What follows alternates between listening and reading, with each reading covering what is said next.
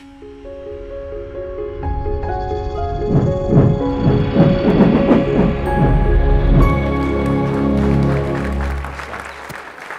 may have heard the saying that if you need a helping hand, you'll find one at the end of each of your arms. But as you grow, you learn that one is to help yourself and one is to help others. But what does a helping hand actually mean? What does a helping hand mean when you apply it to a classroom of design seniors and you ask them to literally print a hand for a girl who was born with a partial one? And what does a helping hand mean when you apply that as an educational philosophy and you say that students are responsible to give as much as they get out of their education? This is a story about a hand. It's about a 3D hand that was printed for an observant and intelligent young girl named Shay, who was born with a partial hand. And it's a story about how that girl inspired a classroom of students and teachers to go after a project that they never thought that they could handle. And it's a story about how that hand grew into many more hands and continues to grow every day. 4 in 10,000 is the number of kids born in the US with an upper limb difference. That doesn't account for the number of kids that are born or that have an upper limb difference due to illness or to trauma. There are literally thousands of kids in the US that could be helped by 3D printing. But why is 3D printing appropriate for kids? I can give you 3 reasons. The first is kids grow. Kids grow a lot. And it's not uncommon for a kid to go through multiple hands in the space of 1 year. The second reason is that they cost a lot. A typical prosthetic, a single finger can cost upwards of $10,000, a hand upwards of $100,000. Our 3D printed hands cost anywhere from $5 to $50 for us to make, depending on the materials that we're using. You guys can do the math. The third reason, and probably the most interesting reason to me, is that 3D printing allows children to be part of the making process. They can choose and design their own hand. That's incredibly empowering because one day you can be a superhero and the next day you can be a princess. One day you can be cheering for your football team and one day you can be cheering for your baseball team. We have limitless color. We can do anything with these 3D printed hands. We make them their own and we make them part of that process. And why is this an appropriate project for a school? What are we doing when we bring this type of project into our classroom? Well, Frankie Flood and I, Frankie Flood is my collaborator, and Frankie Flood and I both believe very firmly that the university setting is a place where we give back. It's a place that has a responsibility to do good in the community, and we see ourselves as pursuing design for a greater good. And so when we decided to take on this project and we started thinking about it as a classroom project, we came up with 4 checkpoints that we decided those would help us make sure that we were doing the right thing in this class. And the first was we had to make sure that students understood that at the very beginning that everything had changed, that the educator was also the student and the student was also the educator. And we did this quite literally. We walked into a classroom not having any expectations and not knowing what we were going to get out of them. We asked the students to take 80-plus third-grade students and explain this process. We took every single one of Shay's classmates, and we made them a designer and a collaborator, and we made our students handle that. Our students became educators. The second was that this is about sharing ideas. It's not about putting these things into our portfolio and keeping them to ourselves. It's about what they do once they leave the walls of the classroom, and who they help and who they influence. The third is we always want creative students, but we also wanted empathetic students. We wanted students who knew who this was being created for. They thought about it. They thought about what it was to be a 9-year-old girl. One of the most poignant moments was at the very beginning of the project when we were talking to Shay. I asked her, what would she like to do? She said she wanted fingernails so she could paint her nails. Right? It's kind of an incredible moment there. And then last is, what is the local and global community impact? Because we wouldn't be good educators if we weren't thinking about how this project impacted Shay, how it impacts her family, how it impacts our student. Are we doing the right thing? Are we giving them an appropriate project? And then how it impacts the community as a whole. Frankie and I both believe in this concept of learning through doing. It's about making mistakes, doing it again, being iterative, being collaborative, and going into this process of learning through doing. And we both see ourselves as changing the way that we teach design and changing the type of designer that we're putting out there into the world. So every story has a space, and the DCRL is our space. That's the Digital Craft Research Lab. And that's actually something that was designed by Frankie. And it's a collaborative space that allows artists, designers, engineers, architects, health science students to come in and be part of a space that's collaborative, and it allows you to fabricate, to make mistakes, and to learn. And the students had access to 3D printers, laser cutting, vinyl cutting, foam cutting, anything, traditional tools, non-traditional tools, and that was very empowering for our students to have access to that. And that's sort of fisheye views of them. So our very first meeting with Shay was before we had even decided to make this a class. I should back up. The story actually started shortly before Christmas, and Shay's mother had reached out to a local maker space because her daughter had asked for a prosthetic hand that she had seen in a magazine for Christmas. And that makerspace had reached out to Frankie, and I just happened to be there. And he said, "Do you want to share this project with me?" And we decided that we would try it. We didn't know what we were getting into, but we knew we wanted to do something good at that point, and we knew that we could do this. And so we invited Shay and her family at the very beginning, about a week into the new year. And we decided at the outset that this would be sort of a family project, and that all of us were designers and all of us were working together, that this wouldn't be something where Frankie and I got a specific set of measurements and then we would hand her something. We wanted Shay to have a voice in how this was designed, and we wanted her parents to have a voice. So this is Shay and her family, and we showed her through the space. Shay and her sister, we used some 3D scanning technology. We made it fun. We made it a learning experience for the family. We explained the technology. We explained what we were going to be doing.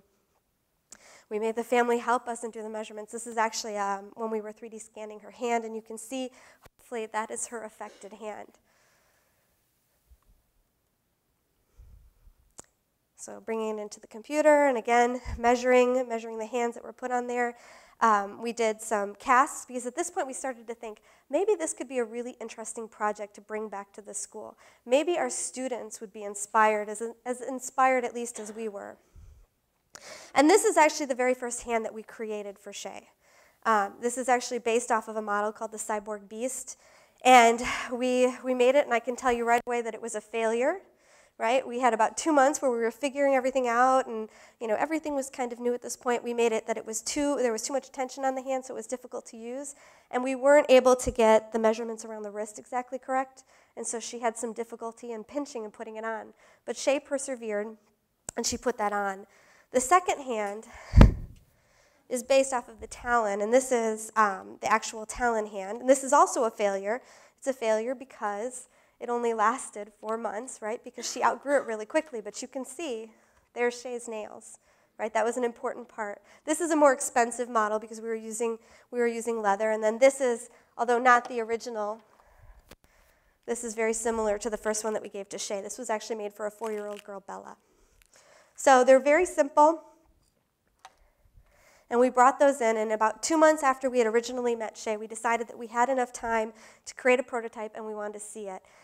And I believe the next slide is the one where I share the magic, and the reason that this was an important project, and the reason that I enjoyed doing it, and the reason that I still look back at it as being some incredible experience for me, because it was the moment when I realized that it wasn't Frankie and I offering a helping hand to Shay, it was Shay giving us a helping hand and teaching us how to love our discipline and understand what we can do. So we had fitted on her that first time, and that was looking at how tight it was. And this woman... Let's see this. Wait. Almost. Okay, sweetie. You are awesome! It's my favorite moment in the last 9 months, right there. And the reason that's my favorite moment is that's the first time she's ever picked something up with that hand. We didn't know if it would work. It's on my cell phone. It was just a last minute, like, oh, we don't even have anything to document this. And we put out a bunch of objects on a table, and we said, try and pick them up. And it was this incredible moment because I think everyone in the room was a little teary-eyed because we realized that we had actually done it, and we had done something special. We had felt like we had accomplished something. And that Shay, again, another thing that she had mentioned as being important to her in this process is she wanted to cook with her mom. So that's her actually peeling potatoes, right, with one of the hands. Shay has had 4 different hands at this point. She moves through them quickly. There's faults with them. There's things that have broken. There's things that have been needed to be repaired. There's things that have needed to grow and expand as she grows and expands. But Shay's initial hand has led us to several other kids. This is Karuna. And that's Karuna, understanding for the first time, both hands. This is Bella. Bella is actually a 4-year-old who had a myoelectric hand but didn't want to wear it, and so we actually created a 3D printed hand to get her to use it. This is Haley, who's actually in Scotland. No.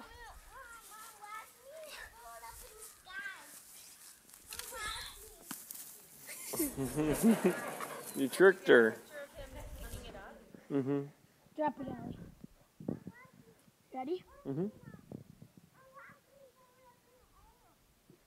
Good one. You're getting better.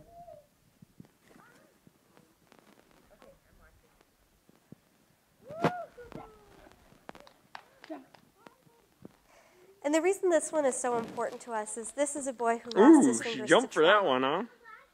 So he is someone who grew up having 2 typical hands, and when he lost his fingers due to trauma, we were able to replace something that had been lost. And you can see he uses it different. It's not just something holding something in place. He's actually using it more like his typical hand. That was his dominant hand. So that's another moment where we realize this is something special that we're doing. So in terms of what this does in a classroom, how does this affect our students? Well, first we hope that our students, again, were empathetic students, but we were excited because the students were going to bring something to it that we couldn't, right? We had already looked at the project, but what are they going to see in the project? Where are the problems that they see? What are the issues that they want to tackle?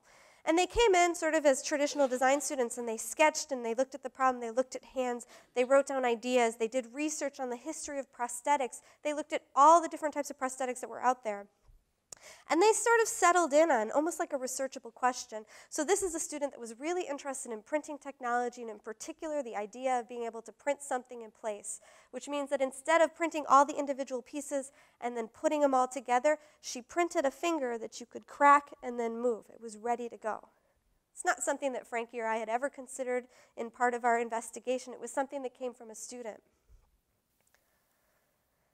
We had students that were incredibly interested in materials and what they could do with materials. This actually came as a really interesting observation from one student who noticed that when Shay showed up with all of her students or all the classmates, that she had her hand off and that she only put it on after she put on her coat because she can't put it on while she's wearing a coat. So there was always that process of taking her hand off and putting it back on. And so he was really interested in that idea of breaking it apart so that she would be able to wear it underneath her coat. There's a student that was interested in costuming and was interested in creating covers for it. And this was a student that was really interested in this idea. All of our hands to date have been for kids that have use of their wrist, meaning that the entire function of the hand, it relies on this open and close mechanism using your wrist. So what happens if we have someone that does not have a wrist? And so this student actually created a design. Show the different movements though. Twisting, so you might go Based off of the movements of his entire arm that would allow him to also move his fingers independently. things you can do.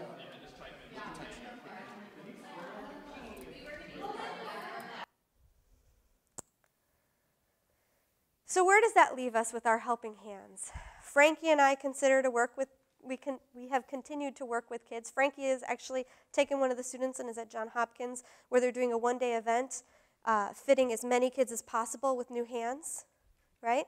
We're working with other countries as consultancies, talking about how we could use this in areas that are torn through war and through strife. We're working with people who have bigger and bigger problems in their upper limb differences. So we're continuing to develop. As far as our students have become ambassadors. And our students are moving forward, and they're taking larger responsibilities. Kayvon now works with Bella. He gets to know her and her family, and he takes the leadership role in terms of creating her hands. And that's John working with another student. I was worried at the start that I didn't have this big closing moment. I didn't have something to say that would just grab you and hopefully keep you thinking about this for a long time. And I thought about it, and I think the reason that I don't is because it's not done. We've only been doing this for 9 months. That's not a lot of time, and we've helped more than 10 kids already, and we hope to help many, many more through our students and individually. And we've just hit the tip of the iceberg. There's so much more to do. And so what I hoped to leave you guys with is a little bit of inspiration. I hope you guys are inspired by Shay. And you're inspired by her willingness to step in and be a designer and take control of her future and to be part of this process and inspire many, many more kids. And I hope you're inspired by our students willing to step out of their role as a student into a teacher. And I hope that you guys were inspired by this talk and that you go out into your communities and you look around and you decide to lend a helping hand. Thank you.